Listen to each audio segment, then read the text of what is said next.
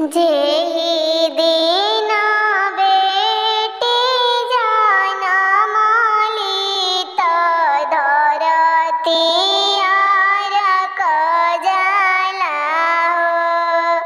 जेहि दिन बेटी जनमली त धरती अरकी जाला हो। आमा के जियारा धड़की जाला ई त बेटी पाहुन हो।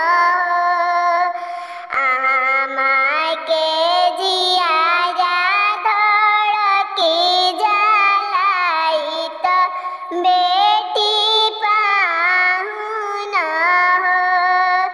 जब बेटी भइली सयान त आमा नीरे खेली हो। जब बेटी भइली सयान त आमा नीरे खेली हो। पापा के जियारा डेराई जाला ई त बेटी पाहुन हो। आमा के जियारा डेराई जाला ई त बेटी पाहुन हो। बर खोजे पापा जे चलिले बर नाही मिलेले हो। बर खोजे चाचा जे चलिले बर नाही मिलेले हो।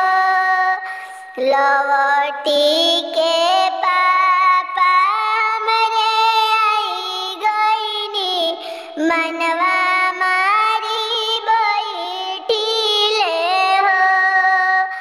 लवटी के चाचा हमरे आई गईनी मनवा मारी बैठिले हो।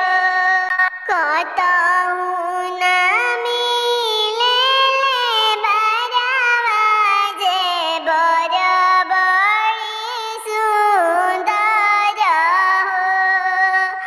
कतहु ना मिले दामाद दामाद बड़ी सुंदर हो। घर में से निकले दुलारी बेटी पापा मनवा मारी बैठी हो। काहे पापा बैठी मनवा मारी जे कुछ